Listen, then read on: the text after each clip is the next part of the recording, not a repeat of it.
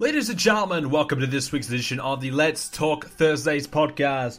My name is Brendan Plays. Today, we're going to be chatting about the big return. Daniel Bryan is coming back to in-ring action right there in the WWE, most likely at Wrestlemania. I'll give my thoughts and opinions on the big return. The Ultimate Deletion took place this week as well. I'm going to talk all about that and give my thoughts on the weird, wacky craziness that was that matchup. And other big news, including some new return rumors going around, potential superstars that could be appearing back on WWE TV very, very soon. And also I'm going to chat about the Modern Warfare 2 rumors going around later on the show as well. The big rumors that the new Modern Warfare 2 remaster will just be the campaign only. We might have a bit of a rant at the end of the show. So stay tuned for that one and many other topics, including your questions. And if you want to leave a question for next week's show, all you have to do is comment down below in the YouTube comment section. We also post up on our Facebook page, facebook.com/BrendanPlays, where you can go ahead and, of course, post your questions there.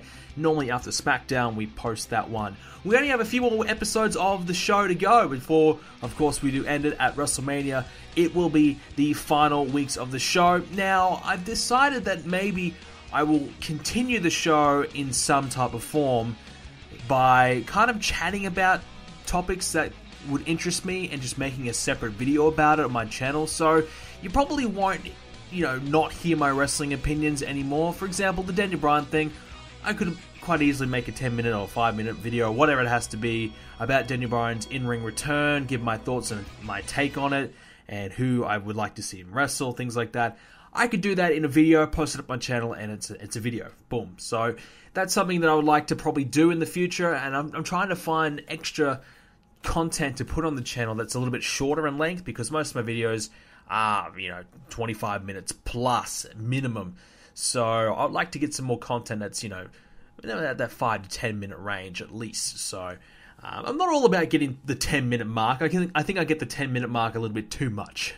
And if you're a YouTuber or, the inside of YouTube, you'll know what I mean by that. But, I'm trying to get more videos under the 10-minute mark to give you guys some things to watch that it won't take you half an hour of your day. So that's something I might do in the future as well. So whilst the podcast itself will be ending in a couple of weeks' time, or after WrestleMania, I think that's 3 weeks' time, the discussion topics won't be leaving. It'll be a little bit similar to the way the podcast, how Let's Talk Tuesdays used to be back in the day, where it would be a 10-15 minute video of me answering people's questions. Instead of a question, I'll just talk about a topic.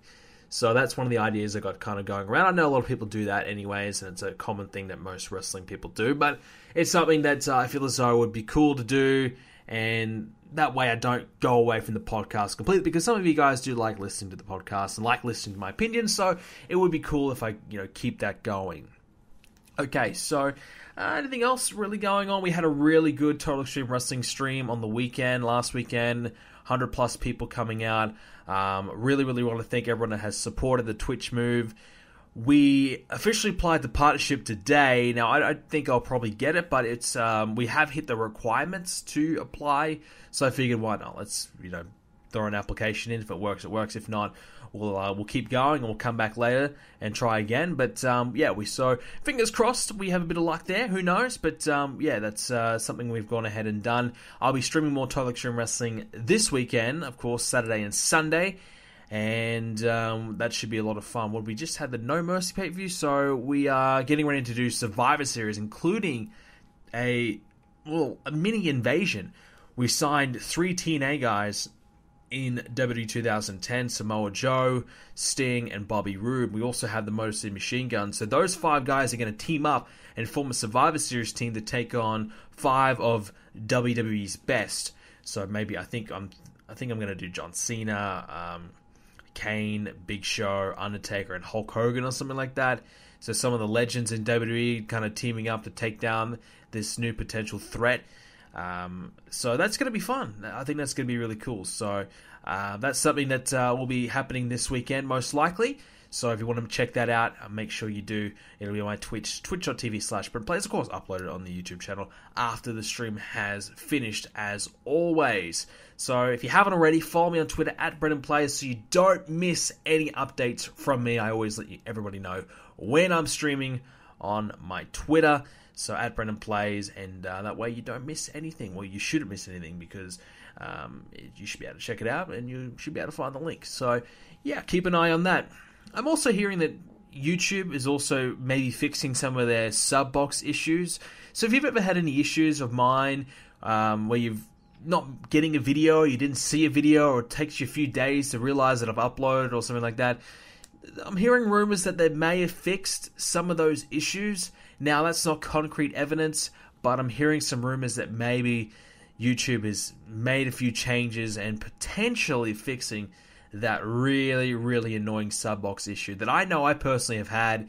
I know many people have had, and it really does hurt content creators on the platform. It's actually probably one of the biggest reasons why some people struggle to get their view counts up, or some people, they've got the subscribers but the viewership isn't there, or it's frustrating. And YouTube's had so many issues over the years that it's hard to really keep up at this point what is going well, what's not going well, and what is fixed, what isn't fixed. But hopefully this is one of those situations where this does become fixed and we can have a solution here, and YouTube does fix itself a little bit. But anyways, let's move along. So let's get into the wrestling discussion for the week. This obviously is going to be headlined by the big discussion of Daniel Bryan. It's the big announcement that happened this week. I woke up and I was getting ready to watch SmackDown. I went on my Twitter. My friend tagged me in a post, and he said, "Hey, look at this. Daniel Bryan is returning." It was all over my Twitter, all over my Facebook, everywhere. I went, holy shit, that's really, really crazy. Now, I kind of expected Daniel Bryan to maybe potentially wrestle at this year's WrestleMania, because the storyline just kind of made it feel as though that was brewing, that was coming. And I felt, okay, this could happen, but he might not do a lot. He might be really limited, or he'll just, come in and hit his finisher or something like that, or get taken out of the match really early. I thought that was a potential, a possibility to happen. So seeing him getting cleared was a shock, but seeing him potentially wrestle at WrestleMania wasn't as much. I'm really happy to see the guy back. Now, I've said on this show many, many times, I've never been the biggest Daniel Bryan fan. He's never been my favorite. I like him. I think he's fun to watch. I think he plays a great babyface. I think he is the great underdog. He plays that role really, really well, and you can see from the reaction he got in the crowd. People really like the guy. People really want to see him succeed. People, have felt sorry for him. His career has gone from being at the top to gone overnight. It's been a really up and down road for Daniel Bryan, a really sad one, but it seems as though that's now gone. For whatever reason, things have now cleared up for him. He's now back, which is really cool, really crazy as well. But I guess when you think about it, it's not the first time we've seen this happen. Shawn Michaels, we thought he had a career-ending back injury. He comes back and ends up having even a better run in his second half of his career. So it's not the first time this has happened before wrestling. I guess a back is a little bit different to a head condition, concussion issue, a brain injury. It's a little bit different, but I guess you could compare the pair a little bit. And I guess the question is, will Daniel Bryan have a more successful second run than his first? Or have we seen his peak? And will he ever be able to get back to where he was?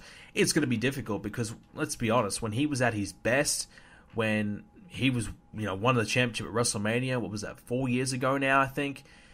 He was on top of the world. He had the biggest reactions every night. Everyone loved the guy. In fact, people took over the show, chanting his name. It was ridiculous. It was outrageous. I actually really despised it. It was getting really annoying. It was great to see the guy succeeding, but geez, it was really frustrating when you're trying to watch the show and everyone's chanting for Daniel Bryan and shitting on everybody else who wasn't Daniel Bryan. Look at Rey Mysterio in the Royal Rumble, for example. So it was getting at a point where it was really much of it. It was a really big nuisance, but at the same time, it was really, really, really cool to see someone at least getting that type of reaction. We haven't seen that for a long time, so it was really good. Look, can he have a successful second run? Well, I look on SmackDown right now, and I tuned into SmackDown this week, and Daniel Bryan being actively involved on it, it made the show twice as more interesting than ever. You've heard it on the show, I've zoned out for a long time on SmackDown. I've been bored of it. It's been terrible. It's been lousy.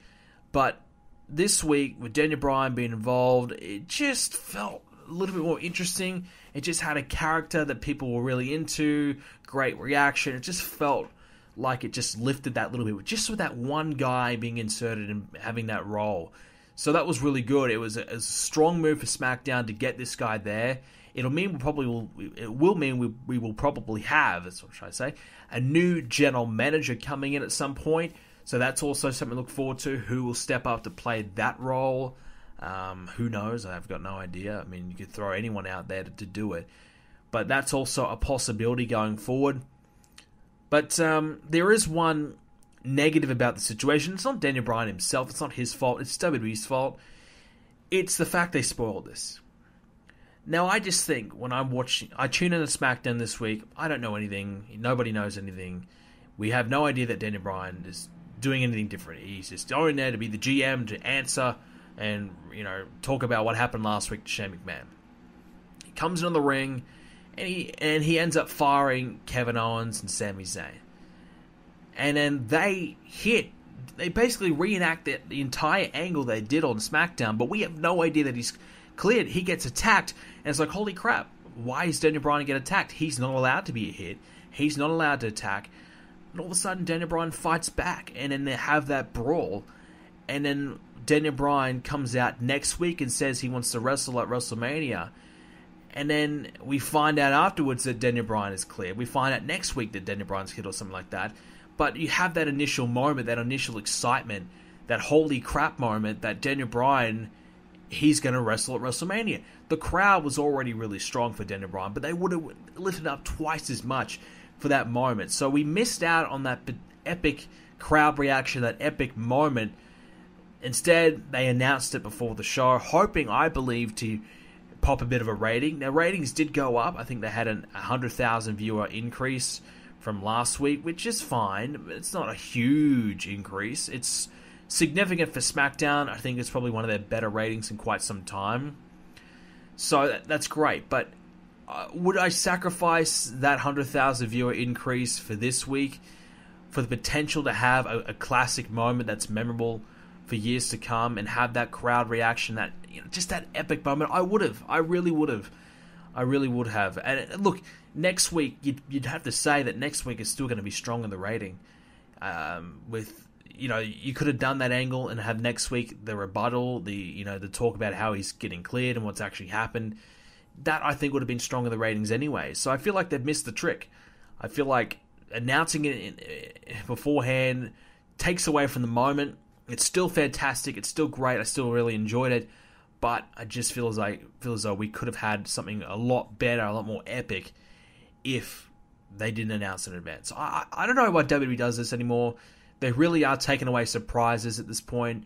Yes, the internet is so difficult to keep spoilers away, but they could have easily, hid this, because Daniel Bryan was going to be there anyways. We had no idea he was getting cleared. We thought maybe there's a half a chance. We've been hearing a little bit of rumors, but it was nothing, significant. We always thought, okay, Daniel Bryan's going to wrestle outside of WWE. He's just waiting for his contract to expire. But that's kind of like the rumor that was going around. So, I don't know. I just feel like they've really missed a trick, and it's disappointing. And WWE's been doing this. They kept the Ronda Rousey thing. We kind of knew it was going to come, but they kept it secret enough, which is good. But we are definitely missing genuine surprises. Rey Mysterio at the Rumble is a genuine surprise, but for the most part, surprises in wrestling, or in WWE at least, are really lacking, and they'd rather spoil something than have that epic moment. I wouldn't be shocked if they spoiled The Undertaker's Raw return and have him say, okay, Taker's going to be on Raw, instead of him just showing up, just so they can have that rating potential. I wouldn't be shocked if they do that. So what this likely means is that Daniel Bryan's going to wrestle at WrestleMania. I would assume he'll team with Shane McMahon to take on Kevin Owens and Sami Zayn, the match that I feel as though should have taken place. So I'm really glad they've gone ahead and done this. There was no logical partner other than Daniel Bryan for Shane McMahon. I think we chatted about this last week. So this is the right call, the right move. I'm glad it's happening. It's going to be a big moment for Daniel Bryan. I reckon he'll get a great reaction. I think there'll be a lot of eyes on him, see what kind of conditions he is in. Physically, how is he? Because when he retired, he was in his prime. Now, I still think he will be very good. I just don't know if he's going to be the Daniel Bryan that we once saw. It is now late in his career, but the thing about it, he's had a lot of time off as well. So I'm just looking up his age right now. So Daniel Bryan right now, he's only 36 turning 37, which is still pretty young, isn't it? Like, he must have retired very, very young. So Daniel Bryan has still got arguably 3 more years in his prime. AJ Styles is still on fire and he's 40. And Daniel Bryan's had a few years to rest up. So, well, he really has a potential to go even further than we've ever seen him. Shawn Michaels, I think Shawn Michaels retired at 45, I believe, and that was 2010. So he came back in 2002. So Shawn Michaels around about the same age when he came back from his injury after a few year layoff. So it's like I said, it's a bit of a similar circumstance where we may see Daniel Bryan come back and have even better matches and perform even better than he did beforehand. I certainly think his promo skills have improved because the new, experience, the more experience he's had on the mic as the GM. I certainly think that portion of his game will certainly improve. I think it might take him a while to get his ring skills back up to scratch, but we don't know what he's been doing behind the scenes. We don't know how much he's been working out, how extensively he's been working out, what he's been doing. Has he done any wrestling? What's he been up to? We don't really know that. So what we do know is that he has been wanting this for a long time. He's been wanting to get back in the ring. So there is a real chance that he could be prepared, and he might, for the last 6 months, he's been keeping himself ready to go. So WrestleMania, we might see him perform well below his best, or we might see him better than ever. It's hard to really gauge it. I thought his little back and forth on Smackdown was pretty good. I think his kicks in the corner are a little bit sloppy. They weren't quite as good as they could be, but let's be honest, it's been a long time. So for him to do what he's done already right there is good enough. I mean, yeah, like the thing is, he's not coming back from a leg injury or a torn ACL, which is something that really bothers you physically. The only thing he's coming back from a head injury. So the only thing that will worry him is getting hit in the head or getting a hard shot in the head or taking a bad bump. But his offense, for example, I think for sure there's no real issue for him physically. He's going to be able to do everything he did before, especially at his age. So I really believe Daniel Bryan's going to come back and have a very successful run. It really opens up the door for a lot of epic opportunities, though. Daniel Bryan versus AJ Styles. I mean, that off the bat is probably the dream match right there. Daniel Bryan and Shinsuke Nakamura, that could be also very, very epic as well. And I'm sure we'll see more between Daniel Bryan and Kevin Owens and Sami Zayn. And then over on Raw, you've got Finn Balor, you've got Seth Rollins, even Roman Reigns, Braun Strowman. That could be a crazy environment. Samoa Joe, the list goes on. There's a lot of new guys for Daniel Bryan to face, and it's a lot more of an interesting time, from now compared to 4 years ago. Daniel Bryan, he worked with Randy Orton, Batista, and those types of names, which are older guys that couldn't really work, at their absolute peak, maybe, or couldn't give Bryan the classic match he wanted. But I think these guys that he's got now could really deliver better quality matches. And also, another match I'd love to see would be Kurt Angle, Daniel Bryan. Even though Kurt Angle's kind of on his last legs, I think a retirement match would be pretty cool. Kurt Angle versus Daniel Bryan as Angle's last match would be really cool to see as well. Something that I've always wanted to see. I've always wanted to see those two wrestle. So that's a match that would be epic to see as well. So it's a real great opportunity for Daniel Bryan. He could have a stellar year. I think this has really made SmackDown a lot more interesting. I worry, though, that they may switch him to Raw as a way to get him away as the SmackDown GM in that authority type role. Wouldn't shock me if they just switch him to Raw. But in my opinion, I would keep him on SmackDown because he, in my opinion, is one of the very few things that makes that show interesting at the moment. So, congrats to Daniel Bryan. Great to see him back. I'm excited for him. Let's hope that he can stay healthy, and let's hope that he can get back to his best. And like I said, we compared him to Shawn Michaels, but let's hope that he could replicate something like that. Ultimate Deletion was the other major talking point for this week. We had that on Raw as the main event, about 15 minutes long. Bray Wyatt, Matt Hardy. I really enjoyed it. I did. It felt like the originals from TNA. It was shot the same way, had the same style, had the same features. It was not too overly produced. It was probably better produced. It had a better budget. It was done really well. I really do. I felt like it did miss a little bit of that surprise and excitement factor about it, just a little bit. I think we're all kind of expecting someone's going to come out of the Lake of Reincarnation, like a Husky Harris or something like that. We did see Jeff Hardy for a moment. Senior Benjamin was involved as well. Vanguard won. Rebby played Bray Wyatt's theme, I believe, on the piano. So we saw all those components of it as well that made it pretty cool. I thought it did lack a little bit through the middle. I just thought it kind of did carry on a little bit with some of the offense, but that's fine. But for the most part, very happy with it. I really enjoyed it, and I was looking all over social media. I really wanted to see people's reactions and people's thoughts, and I would say 85% really liked it, and 15% didn't get it, which is kind of expected. I mean, if you've never seen something like this before, you would basically be like, okay, this is really, really weird. If you've only ever watched WWE in your life, it's a very different thing to probably what you've seen. You think it's probably stupid, or so bad it's so good type of thing. I don't even think it was like that. I just thought it was good. As simple as that. I just thought it was a really well done confrontation between the two. Something I'd love to see again. The big talking point out of it was the fact that Bray Wyatt was quote unquote deleted. He was put in the Lake of Reincarnation and we didn't see him again. He didn't emerge. So that's giving us a lot of potential that Bray Wyatt could come back repackaged as somebody else. Now, that's a very interesting proposition. I don't think Bray Wyatt would ever come back as Husky Harris. I think that's an awful name and something that WWE realized was pathetic.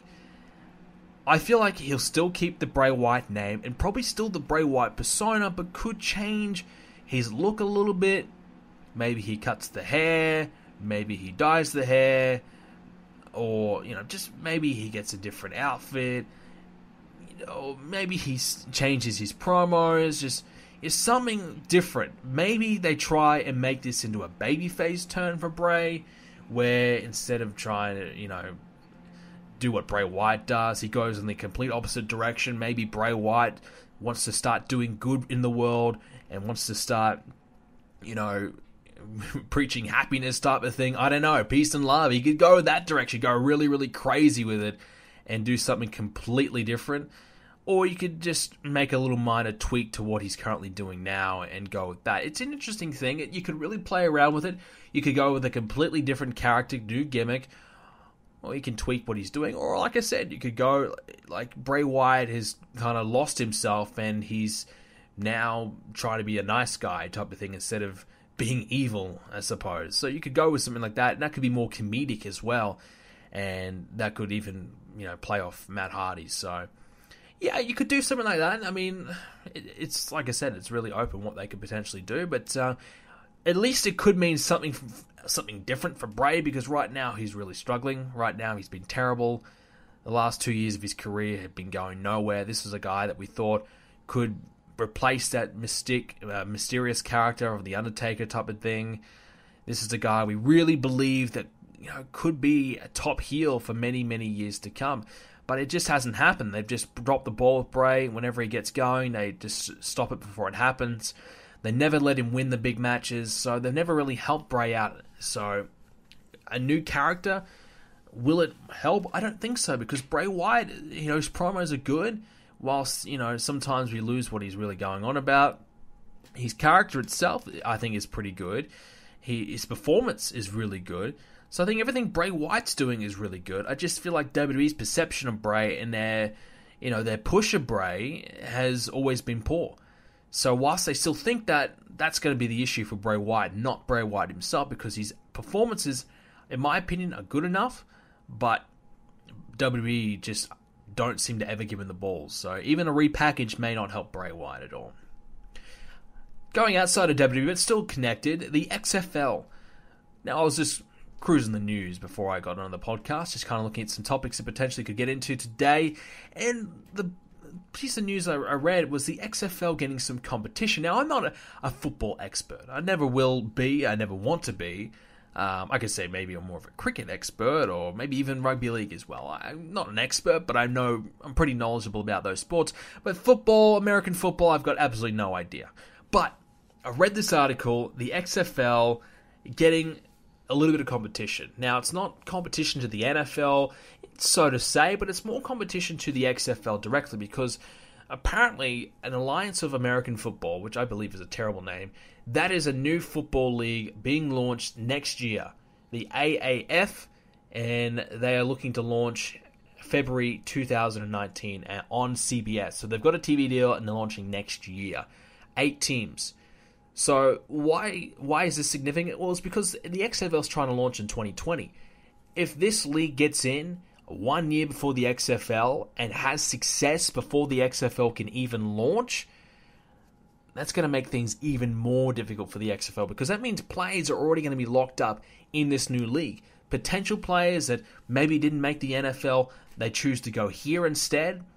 That's going to be a real deterrent to the XFL. So Vince McMahon may have just had some new competition come in to make his life a lot harder than it probably was going to be. He gave himself some extra time, and with that extra time, someone else has said, you know what, we're going to make it happen sooner. We're going to do this even sooner, which, as we've seen with the XFL originally, was not the best idea. They rushed that.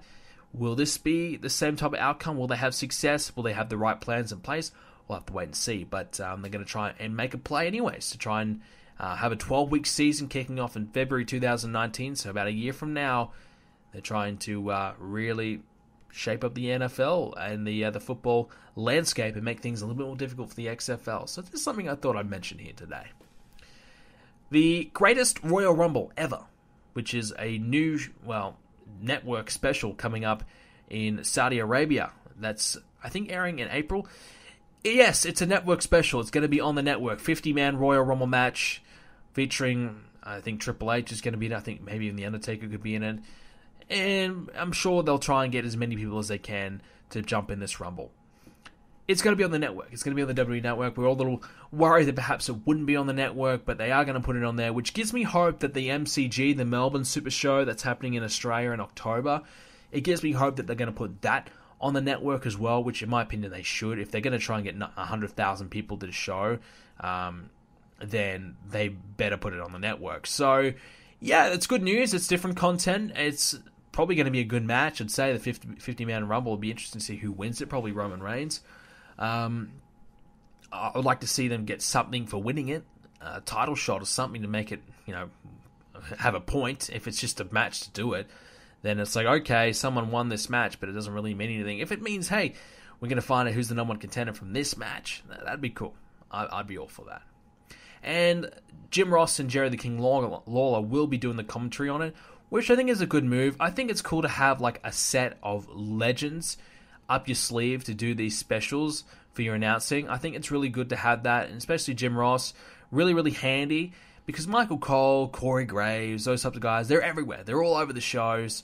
So it's good to have, some backup commentators that don't really do much, that just up your sleeve, that people like, people know, to do these specials. So it's a good move to do this and put those guys in the commentary. I'm happy with that. Other piece of news for WWE, some returns potentially happening. Rumors going around that Big Cass has now been cleared to return to the ring. I think a little bit ahead of schedule. Apparently he was scheduled to return about May. So he's ahead of schedule right now. And Samoa Joe was backstage on Raw this week as well, potentially to get cleared. So he could also show up sometime soon. Now, will they show up in the Battle Royal? Possible. Will they show up after WrestleMania? Maybe more likely. I don't know. I mean, we still don't know Braun Strowman's tag team partner. I've been talking to some people. They believe Samoa Joe could be that potential guy. I'm rather Elias, but I think Joe is a potential. But for me, Joe is a bit too heel to team with Braun Strowman, and I think Elias would be more of a better fit. I think Samoa Joe's been really missed. Samoa Joe, before he got injured, was really doing well. His promos have been excellent. I've been really, really enjoying his work. He's his little mini feud with Reigns was really shaping up to be really good. His feud with Lesnar, whilst it was short, it was sweet. Joe's been doing some good work, and he would have been in a match against John Cena, apparently, at WrestleMania, or potentially. So he would have had a good role at WrestleMania if he had stayed healthy. So it's a little bit disappointing for Joe. He could go in the Battle Royal and win it. I believe that would be fine. I mean, he hasn't been gone that long enough, that long to the point where his return isn't going to be that epic or that special to the point where you need him to do something major. I think if you had him come in the Battle Royal as a surprise return, that would be special enough, and that would do him justice to win that match, give it a bit of a credibility, and also give him a nice little win before he probably goes back for the Universal Championship. I'm sure he probably will be one of the first guys to feud for that title once Lesnar loses it at WrestleMania and Reigns has it. So, yeah, it's good to see him back. Big Cass, well, they were pushing Big Cass pretty strong before he got injured. Obviously, Enzo was the feud. Enzo's no longer here. We still don't know what's going on with Enzo. There's no court case. There's no hearing. There's no real update at all. Nothing from WWE. Nothing from Enzo. It makes me kind of believe that this has been thrown away a little bit, or a false accusation, or nothing's really happened, or maybe even a settlement away from court. Who knows? But there's just nothing really happening here. So Enzo has been fired on the spot for something that he may not have even have done, which is kind of shitty. We've talked about this already, but yeah, so Enzo, he won't be back anytime soon, unfortunately. But Enzo was one of the big reasons why Big Cass had a little bit of success. It wasn't going that great, but some success. Without Enzo there to kind of fall back on, I don't know how he's going to go on his own. I always thought when he was going to come back, Enzo was going to be Cruiserweight Champion, and Big Cass was going to come back and do a little bit of a program just to finish it off with Enzo.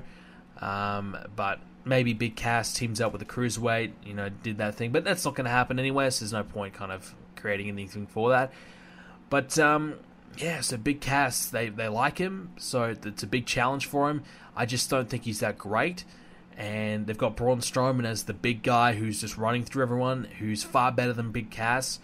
So, potentially, Big Cass could be the heel, big dude, but I don't know. Man. I like him to a degree, but I just don't know what the limit is for him. I wouldn't say sky's the limit. I think he will struggle to get out of the mid-card, in my opinion. I just don't know if he's good enough to take that next step. But I'd like to be proven wrong. I really would like to be proven wrong. And the last guy that could potentially be coming back, Jason Jordan. We don't know officially, or we haven't... more rumors for him coming back a little bit later than the other two. But his name's been popping up a little bit as well. So, look, Jason Jordan, before he left, doing the tag team thing with Rollins, the whiny character, really starting to piss me off. Yeah, so I haven't missed him one bit. I think he was far too overpushed. They've kind of dropped the whole Jason Jordan, Kurt Angle thing. Haven't mentioned it again since he's been gone. So we haven't even, Kurt Angle hasn't even been worried about his son. He's been more worried about Stephanie and Triple H trying to keep his job. So that's it. Yeah, so I feel like they could drop that angle when he comes back, no pun intended, and kind of reveal it was all bogus as a way to turn Jason Jordan heel and get him away from Kurt Angle, because I feel like Kurt, if he's going to maybe even lose his job as the GM and be more of a singles wrestler, have one last run, I feel like he might need to separate himself from Jason Jordan. Moving on to Raw this week, Roman Reigns opened the show up calling out Brock Lesnar. He was meant to be suspended. He wanted to fight Lesnar. Lesnar came out and basically beat the shit out of Roman Reigns. Beat him up. He was handcuffed. Reigns also dislocated one of the jaws of one of the US Marshals. He apparently had his jaw messed up. So, Reigns actually did hit them hard with those stiff elbows. So that was also interesting to see. I mean, that type of thing happens in wrestling, though. Like, if these enhancement guys, they bring in a local talent, they bring in for a night, the talent don't really give a shit if they hurt them or not. Some guys, they don't really care. So they are a little bit more rough and tough with them because there's no repercussions and you're not going to see them on the road the next day. So I can see why that type of thing happens, because they're just a local guy. They're getting the paycheck. If I get, give him a stiff shot to the head, so be it. So that's what Reigns did, and the guy got a dislocated jaw. So unfortunate for him, but that's just how the business goes. What's the guy going to do? Is he going to complain? He won't get another job back. They won't hire him back. So, but yeah, he got beat up by Lesnar, which is what we've been wanting to see. None of this, no showing crap. He finally shows up and does something exactly what needed to happen. This is exactly what needed to happen. It was a good angle. It was a good segment. Hopefully, they do something else. Reigns gets a chance to fight back, or maybe Lesnar, comes back next week and beats someone else up while Reigns is injured, because Lesnar, he's disappointed that Reigns isn't here, but he wants to fight someone else. So maybe, a few other people step up and he beats him up. I don't know. But just keep Lesnar looking like the ass-kicking machine. They're trying their absolute best to get sympathy on Roman Reigns and trying to get the fan support. I feel like it's helping a little bit. The boos, in my opinion, from my ears, they could be deceiving me, but I feel like the boos have lessened a little bit. Lesnar didn't really get much of a reaction when he came out, which for a guy who hasn't appeared much for the last few months is disappointing. But let's be honest, I think we're all kind of fed up with Lesnar, fed up that he's not showing up, so, I'm not surprised that he's not getting the best reaction. But let's be honest, Lesnar never got the great reactions. The only real time he got a huge reaction was when he returned the first time to take on Cena, to F5 Cena. Every other time, it's kind of always been good, but without being, massive. He's more of a guy who gets reactions for what he does in the ring, not so much when he comes out to the ring. Or he's more of a guy that people tune in to see than, react for him in the ring. Maybe that's because he's not likable, or I don't know. But yeah, so a good segment there. Sasha Banks and Bayley moving along now. They had a back and forth on the mic. Bayley still crying over the fact that Sasha kicked her in the Elimination Chamber. She's still crying, and she hasn't been able to get over it. It was a month ago. It was an Elimination Chamber match. Every woman for herself, and she's still upset about it. That's just think about that. She's still upset that in a match that was for the championship, that her friend kicked her and tried to win the match. I mean, think about it. It's ludicrous. If anything, Bayley, how she the sympathetic face, because if anything, she's the whiny bitch. Get over it, Bayley, honestly. But it's possible this match may take place at WrestleMania. I really hope it doesn't at this point. Just the story they're trying to tell, I'm just not liking it. It's taken a turn for the worse. I think they need to learn a lesson from Alexa Bliss and Bayley, that feud from last year. That Bayley just can't talk. Her promos just are bad. It never really helps her. She's better when she gets beat up. She's better when she just uses her body language to react, not her words. And in my opinion, this feud went from being, okay, a Sasha Banks heel turn could be interesting, to I couldn't care less. So, yeah, a bit of a turn for the worse this week. Last little piece of news when it comes to Raw, John Cena calling out The Undertaker. Wants to challenge him in the match, as we know, but he wants The Undertaker's response. He's been waiting. He wants to hear The Undertaker. So the question is, will The Undertaker appear at WrestleMania to respond then? Or will The Undertaker show up on Raw? In my opinion, I'd have The Undertaker just show up at WrestleMania. Just, accept it on the vignette. Just say, okay, I accept. Or what they did with Kane was good. Kane coming out, chokeslamming Cena was kind of a mixed signal that potentially they could accept that. So, yeah, I thought that was good. I thought that was cool. I didn't mind that at all. So, Cena and Kane next week. So I would assume Cena's going to win, and maybe Kane, maybe the gong or some music or something will happen after the match or during the match, I would assume. So what will that be? We'll have to watch and find out. But I would assume something's going to happen there where we know The Undertaker's going to accept, because they're not going to build this up for this long and have him decline. So it's going to happen. I still don't know how good it's going to be, but fingers crossed that it does end up being at least a passable match. I'm hoping Taker can perform well enough where he doesn't embarrass himself and it's decent enough and we can enjoy it. Let's hope. But that's kind of the wrestling discussion for the week. Smackdown, not else. Yeah, other than the Daniel Bryan thing, nothing else really caught my eye. Just kind of continuing on their feuds that they've got going on at the moment. Oh yeah, the 205 Live Cruiserweight Tournament thing. Mustafa Ali, Cedric Alexander, they're the two finalists. They're going to be competing in a match at WrestleMania, which I have no doubt will be on the pre-show. interesting call. It's kind of like a new era of 205 Live, but two guys that have kind of been there and done that win the Cruiserweight Classic. So it's like, okay, well, not the 205 Live, the tournament, whatever. It's kind of like, okay, we bring in these new names. We've got Roddy Strong, we've got Buddy Murphy, even Hideo Itami. We've got a few new guys in this division, yet we still go back to the old guys that people still don't really give a shit about. It's a brave call. I'm sure that people who actually have been watching this tournament, I haven't watched a single match of it, I'm sure people who are actually watching this tournament have enjoyed the ring work of these two and have probably will be loving to see these guys wrestle. But for someone who's been an outsider and who's just going to watch the match at WrestleMania, this is something that I'm kind of I'm not sure about. I think for me as a fan, I would have liked to have seen someone different involved there. But these two guys have been in the division since the beginning, and this is a reward for them, I suppose, and a good challenge for them to step up and see how they go. Consider last year we had Neville and Austin Aries, which I thought was a fine match, and the best possible match they could have produced for the Cruiserweight division. Is this the best possible match we could produce for the Cruiserweight division right now? Yeah, I don't know. I probably would say no, which I feel like you want to deliver your best possible match as you can do at WrestleMania, so it's a big call anyways. But it's not really going to matter too much. It's going to be these guys basically on the pre-show, 15-minute match maybe. But WrestleMania is really shaping up to be a long one. I don't know how long it's going to be, but it's going to be interesting to see. But the Cruiserweight match, probably on the pre-show. One of the Battle Royals, I didn't think they were going to do the Andre Battle Royal, but they definitely are. And they're doing not the Mae Young, just the WrestleMania Battle Royal, not even the Moolah one. Just the WrestleMania Battle Royal, the Andre Battle Royal. One of them probably has to be on the main show, you would think. Otherwise, 2 Battle Royals on the pre-show, one on the first hour, one on the second hour is a bit overkill, don't you think? The Cruiserweight match, probably in the pre-show. I'd say one of the tag matches will be on the pre-show, maybe even one of the women's matches in the pre-show as well. I feel like the Andre the Giant Battle Royal will be on the pre-show. They'll put the women's one on the main show just to put it over a little bit, because they're all about this women's movement thing. So I feel like they'll put that on the main show instead.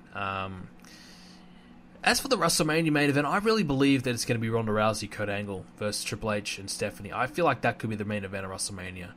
I feel like they want to do something in WrestleMania history where women are involved in the main event. I really feel like that's their plan.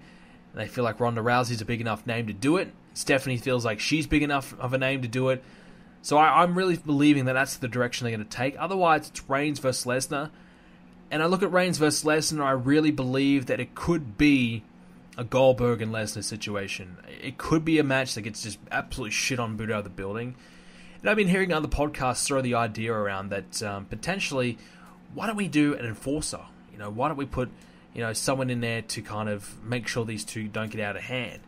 And just like they did with Goldberg and Lesnar originally, they put Stone Cold Steve Austin in there. Could we see a Stone Cold put in there, or could we see someone else put in the matchup to make sure it goes smooth sailing? It's another way to get a big name on the show. Maybe it's Austin, we don't know, but it'd be another way to get a big name on the show, and also a way to maybe potentially put more of attention on that person if things go south, a little bit like Austin did with Goldberg and Lesnar with the stunners and things like that afterwards to make the fans happy. It would have to be a brave call at this point to put that on as the main event. Now, if they are really going to give Nakamura and Styles the chance to go 25 minutes, 30 minutes, and give the best possible match they can do, then I believe that will be the WrestleMania main event, no matter what goes on last. I think that's going to be the big match.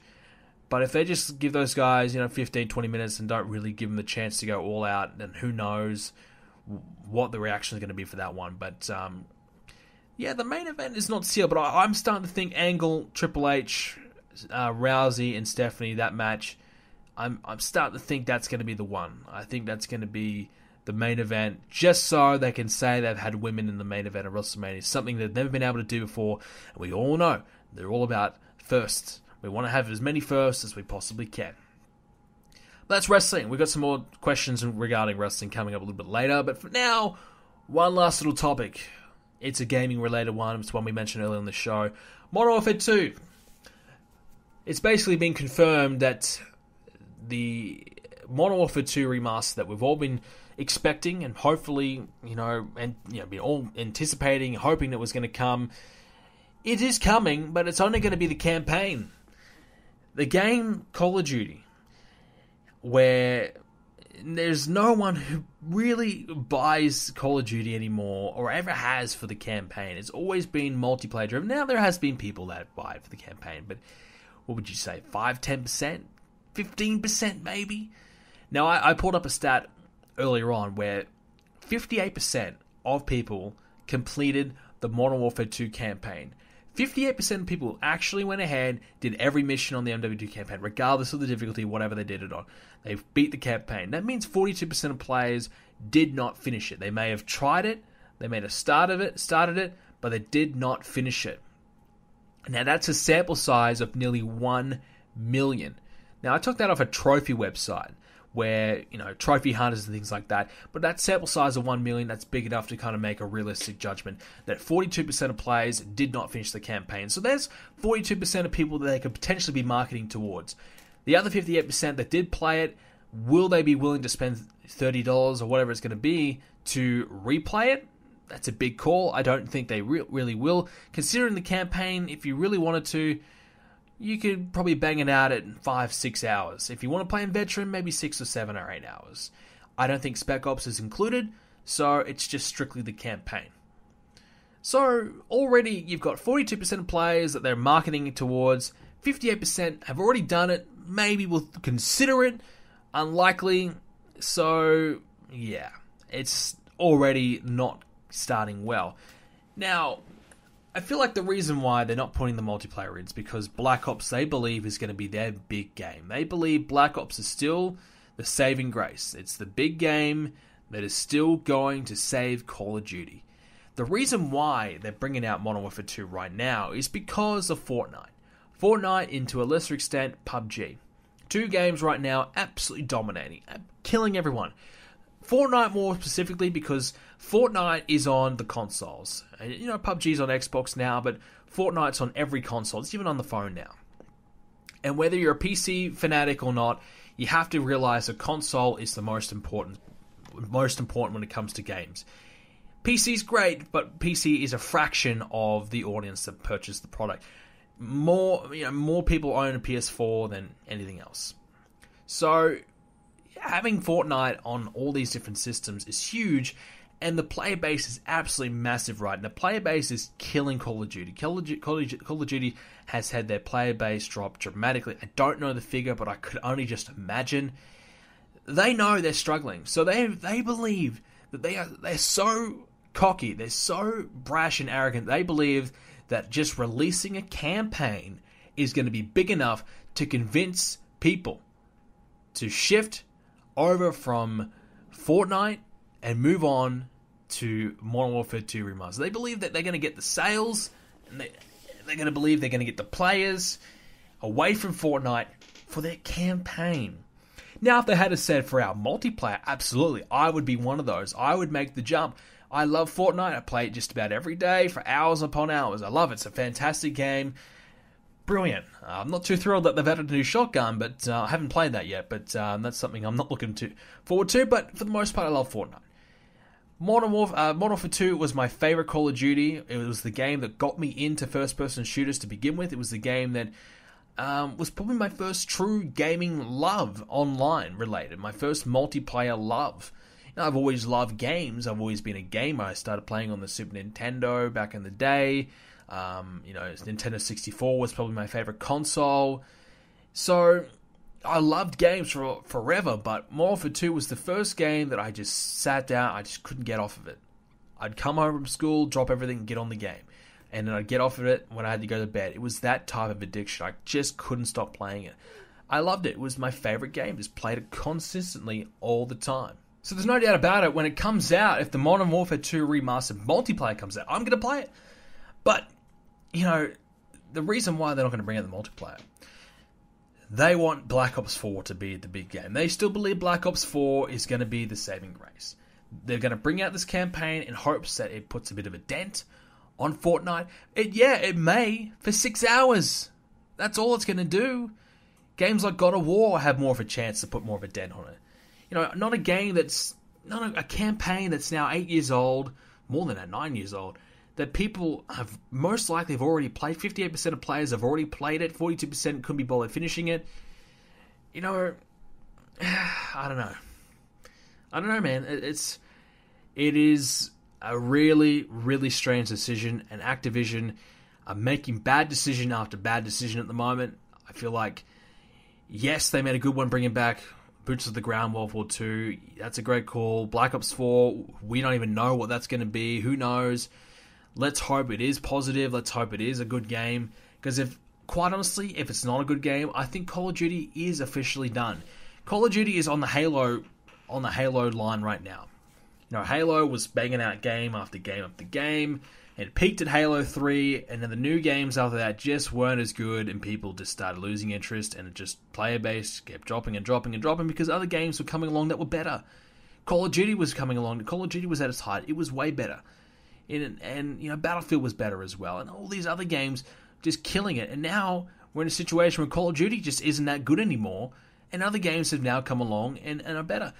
It's not the Battle Royale concept. Battle Royale is really, really fun. The concept itself is fantastic. It's exciting. It's, you know, it gets the adrenaline pumping. It's great. But 6v6 multiplayer or respawn multiplayer still works. It's still relevant. It's still fun. It's still good. It just hasn't been made very well as of late. So there's still a potential where a series can come along and capitalize and make a genuine game that is very, very successful with respawn multiplayer. It doesn't have to be all Battle Royale anymore. You know, people saying, oh, Call of Duty needs to have a Battle Royale mode. No, it doesn't. It doesn't. It really, really doesn't. It still can succeed, but the problem is that their games just aren't very good. Black Ops 3, in my opinion, it was not very good. Black Ops 2 was okay. Black Ops 1 was a masterpiece. It was epic. But Black Ops 1, for me, was the last epic Call of Duty, in my opinion. It's the last time that I've truly loved Call of Duty. Every other one since, I've enjoyed it for a little bit of time and then end up being disappointed and frustrated and not liking it. Whereas I could jump on Black Ops 1 and I would like it to this day. Modern Warfare 2, I'd jump on and like it to this day. It's only 2 times. I didn't play Call of Duty 4 or World at War, to be fair. So I feel like those would have been the same thing, because the little bits that I did play, I really did like it. But so it's been a long time since there's a game that I could truly say that I loved. I know I could recite the map names, I could talk about the guns, talk about the moments that happened to it. It's been a long time for me in terms of Call of Duty. I'm a guy who loves shooters. I play Call of Duty every year, to a degree, but I always find myself falling off. And God, if we have to go back to campaigns, even the campaigns in Call of Duty haven't been up their best. Especially Black Ops. Black Ops has had the worst campaigns out of every single one in the series. Now, World at War was a good campaign, but every Black Ops has been very, very bad. The Modern Warfare series have had good campaigns, and World War II was shaping up to be a pretty solid campaign until my save file got corrupted and I lost it, so I had to restart it, which I haven't done yet. But Modern Warfare 2, yes, the campaign was good, but are people going to really buy for that? So I don't know. Like, this is their reaction to Fortnite. If they had have said, okay, we know we're struggling right now, our current game is shit and no one's buying it, no one's playing it, no one's going to get these DLCs, we need to go into emergency mode, we need to get this remaster done now, and they put out Modern Warfare 2 Remaster to come out next month or something like that, boom, yeah, sure.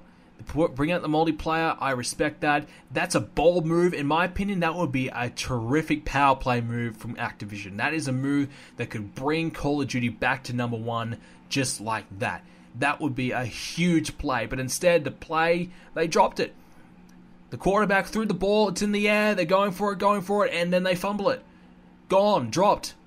Because they've brought out a campaign instead. The one thing that people want is the multiplayer. And what do they give them? They give them the campaign. That is just how ridiculous Activision has become at this point.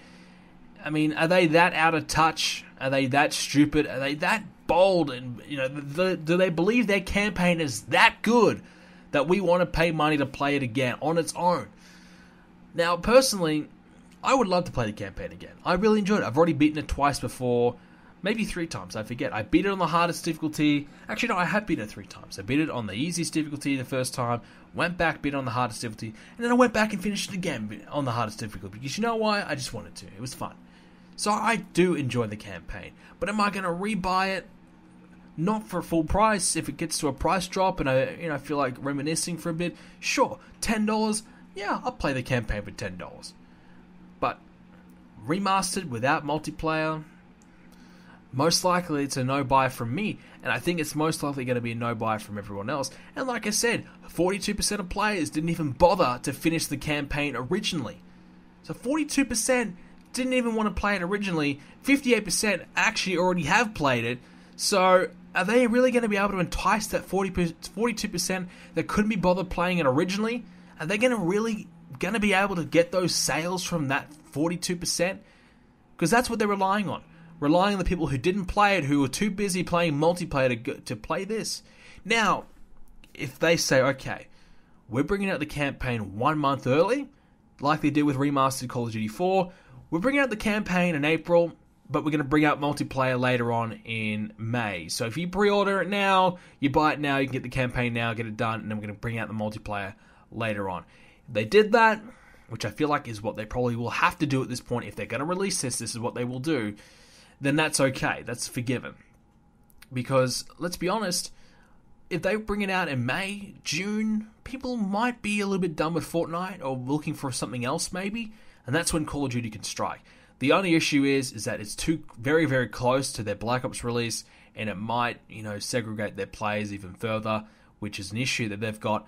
But in my opinion, it's a risk they're going to have to take because at the moment they're getting murdered, and they're going to have to bank on Black Ops being excellent to salvage this mess. Because otherwise, Black Ops is still 7 months away. Fortnite could grow and grow and grow and grow into heights we've never even seen before in that period of time. Another game could come along and take Fortnite's player base in that period of time. Who knows? Call of Duty is falling far down the list every single day. If they don't do something about it, I don't know if they're going to be able to recover. Alright, on to the questions, and actually we have a lot of questions this week, so thank you so much to everyone who's come along and left a question this week. I really appreciate it. Of course, you can leave another one for next week's show in the comments down below or on the Facebook page. This question from Ryan Fleming. What do you make of WrestleMania being so long? Do I like it or not? I feel like it makes sense because the company and the roster is so big now. There's so many people that need to get on the card. Could they condense WrestleMania down and just leave half the roster off the card? Yeah, they could. They could and just have simply the best matches on WrestleMania how it used to be. But that's not what they're going to do. I mean, they've got a network, which means they can have this thing be as long as they possibly want it to be. There's no longer a restriction. The reason why it's 3 hours is because there's a pay-per-view restriction. There's a restriction on how long it can be. They had deadlines, they had time restrictions, so that's all they could do. Now with their network, they can make this thing 10 hours long. They can do whatever they want. And especially the pre-show and the network, they could have 4 hours of matches that just are on the network and then not even be involved in pay-per-views. They do this, they can do whatever. So, I do like it being longer. I'm all for 4 hours of the main show and maybe an hour or two of pre-show. That's probably my absolute limit. I feel like WrestleMania is cool because it's like a real day of it. Like it's a real day event. So I do like that. I hate having to get up at 8 o'clock in the morning to watch it, but it's become a real day thing, which is great. But it is getting a little bit out of hand. If it goes longer than 6 hours this year, it might be a little bit long. I feel like there's so many matches this year, it wouldn't shock me if it hit 7 hours this year, or even 8 hours. It's really looking like it's going to be very long. I don't mind it being longer. 5 hours, I think, would probably even be too long. I think 4 hours is probably the sweet spot, with maybe an hour pre-show. So maybe, maybe 5 hours would probably be the longest time that we could probably, take it. Jordan Bailey. Do you think instead of a triple threat match for the US title at WrestleMania, they should do a ladder match with Orton, Mahal, Rude, Ziggler, Corbin, Rusev, Ty Dillinger? Yeah, it makes you wonder what they're going to do with those other guys. I guess they're going to put them in the Battle Royal, which is not much for them to really do, is it? I'm surprised they're not doing a big multi-man ladder match, but it is something they do quite a lot now, so it's a little bit predictable. But I think a triple threat is a good match. I think it makes sense. I think they've done well to build it up. I think the US title is one of the better built matches to a degree because at least they've spent a month or two shaping it up a bit. This one's from Faisal Khan. Do you think James Ellsworth should be Strowman's tag team partner? No, I don't. I know a lot of people saying that because it's his first opponent and whatever, and the connection they had, but Ellsworth's too small. It's just Braun Strowman had to literally do everything, and Ellsworth would. No, I think Ellsworth should appear in the Andre the Giant Battle Royal as a little surprise thing, and have his little moment again and get thrown over pretty quickly. I think that would be cool. But as Strowman's tag partner, no, because most likely Strowman's going to win the tag titles. So you need someone who can be credible enough to, go with Strowman for a while. And also, they need to be in the company. Ellsworth's not even in the company. Aaron Jordan, have you ever cosplayed? No, I never have. I've never been to any of those conventions or anything like that. And probably never will cosplay. It's just something I really don't find interesting. It's just not something that I would do. It's just not for me. Faisal Khan, do you think they will reference the backstage handshake between Cena and Taker when Cena debuted? No, I think it's been too long. It's more about icon versus icon rather than the rookie, rookie Cena. It's bigger than that. That's been too long. They've kind of already talked about that. Yes, it was a cool moment, but I think it's beyond that at this point. I think it'd be unnecessary to remind us of that. It's more important that they did that with Cena and Angle, not so much Taker and Cena. Aaron Jordan, name a few examples of wrestling personalities that would make your outside WWE shit list if you were to have one. I haven't had many members of the shit list for a while. There's not many people that I completely hate.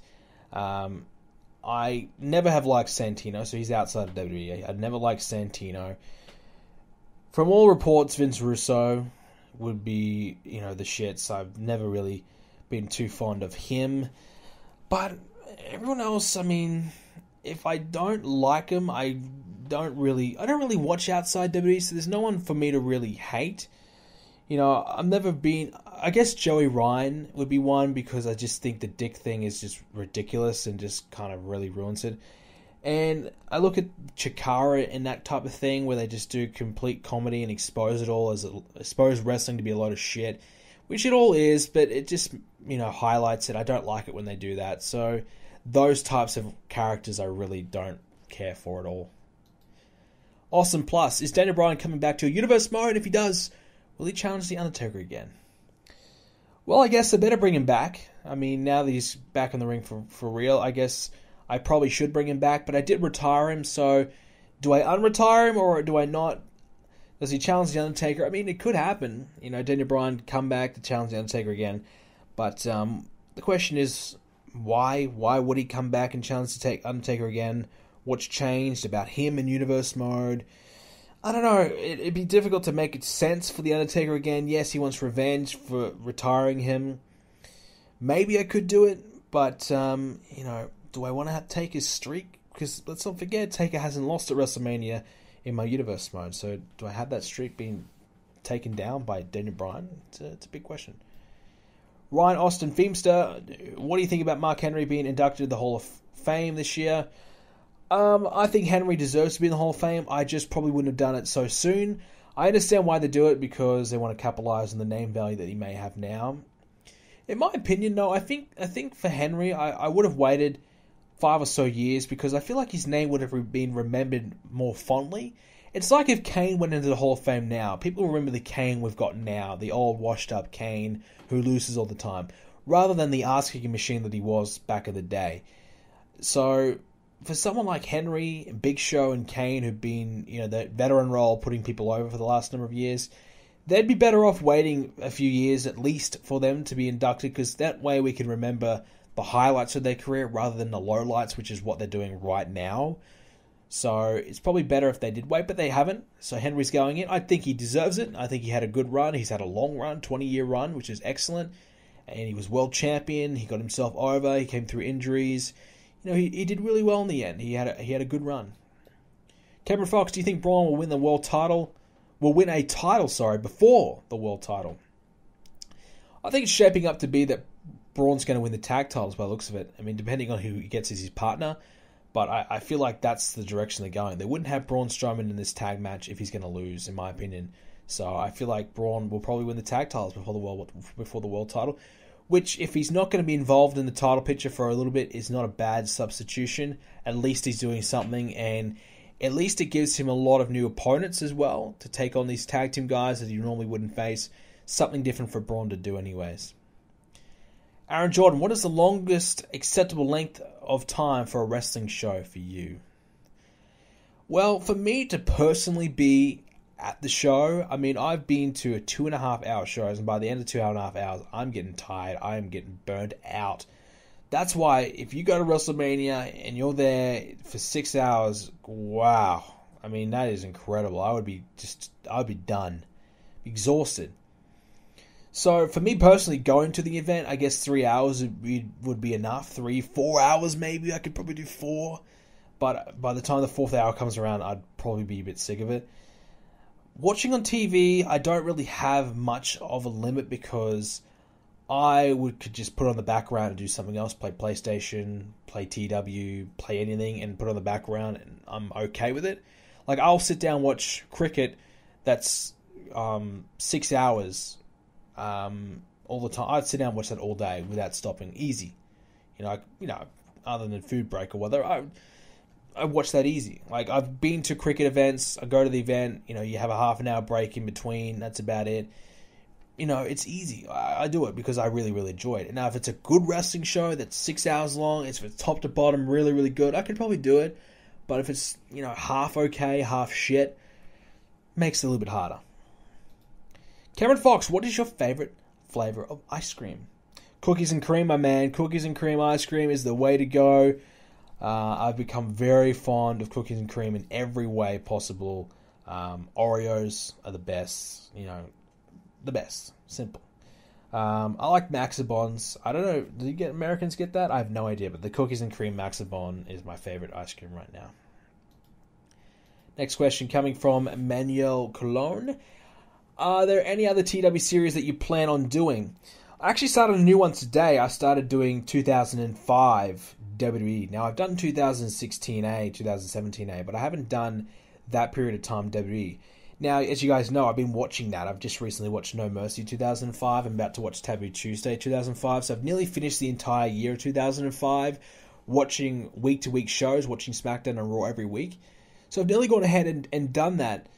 So I figured, you know what? Let's use that viewership knowledge that I've got, and let's put it to the test, and let's rebook that year that I've just about watched. So that's something that I'm kind of working on right now, which I just did the Royal Rumble. I had Batista win the Rumble again, but I'm thinking instead of doing Randy versus Taker at WrestleMania, I'm going to do Kurt Angle versus Taker, I believe. I was tempted to not have JBL and Cena, but I think I'm going to go with it still. And I think I might do Chris Jericho and Shawn Michaels. Or maybe Chris Benoit, Shawn Michaels. I'm not sure yet on that one. Hulk Hogan, he'll have a match at some sorts. Not sure what. Mick Foley might have a match. I got those two guys there, brought them in. So, yeah, I mean, it's actually really challenging because the mid-card is really bad on both brands. SmackDown's really bad in terms of heels. They've got no top-level heels. I mean, for God's sakes, Heidenreich versus Undertaker was one of the top feuds when I started. So I've got the challenge of trying to pick who I want to be the next big names coming through. Chris Masters, Carlito, Muhammad Hassan. I brought up Mr. Kennedy. So I've got that challenge of picking who I want as the next stars, and I've now got to try and make it happen, which I think is going to be pretty fun to do. Plus, I've also got strong main events, but their popularity isn't that crazy on this mod. For example, Edge is a 68, Kane 68, Rey Mysterio 65, Christian 63.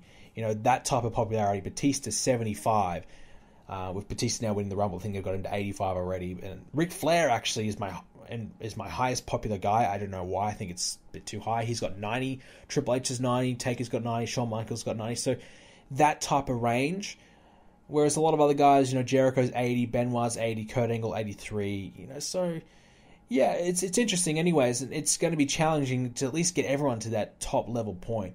And so far my shows have not been that great. It's been a good challenge, which I always like. So I've been enjoying it so far. Plus I'm also booking Velocity and Heat as well, so I'm doing 4 shows every week, which is also pretty crazy. Thomas Speller wants to know, CM Punk or Shawn Michaels, who's better? Wow. I think Shawn Michaels is a better in-ring performer, but I would rather listen to CM Punk on the mic. Now, Shawn Michaels is a great promo. He has had some legendary promos himself, but I just would say I'm more interested in CM Punk in terms of mic work. As an overall package, I would probably go Shawn Michaels. I think Shawn Michaels had a better career, no doubt about that, but let's say if I had to pick one at their heights, at their absolute peak, who would I pick? I would probably pick Shawn Michaels. What was the last film you saw at the cinemas?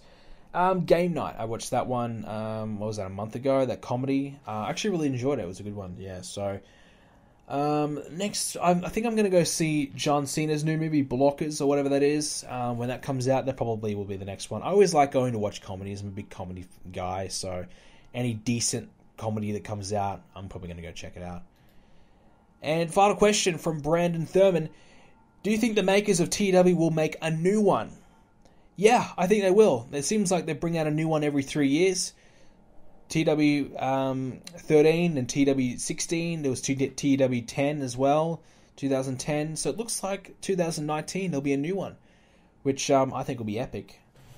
TW 16 is already freaking amazing. So there's a few definite improvements they could make to it. So I'm looking forward to it. TW 2019, I think it'd be epic. I hope they don't wait any longer. I wouldn't mind if they brought a new one out now. I mean, I love it. More updates, the better. So more new features for sure. But I'll be definitely getting it. I'll be making some series on it, that's for sure. But yeah, they will make a new one for sure. Especially with, I think, the game's growing. And I'm hoping like someone like me posting videos about it, giving a little bit of exposure helps it out as well. Because it's definitely a game that I really, really enjoy. I play on a regular basis. And I think if you like wrestling, you're going to like playing this game, in my opinion. So I really hope they do keep making them. With that being said, ladies and gentlemen, that's all we have time for this edition of the show. Thank you for all the questions. We actually had probably the most questions we've had in quite some time, so thank you so much for that. Leave a question for next week in the comment section down below or over on the Facebook page, which I hopefully will post up after SmackDown next week. Only a few more weeks left of the show, guys, so make sure you keep tuning in, keep supporting it whilst it's still around, and of course it'll be ending after WrestleMania with a big WrestleMania special to close things out. And then we might, like I said earlier on, we might do separate videos and a few topics here and there to just, keep the discussion going. Leave a like on the video if you watched it on YouTube. If you didn't, make sure you keep following on whatever stream you are coming from, and keep supporting the show by following me on Twitter at BrendanPlays.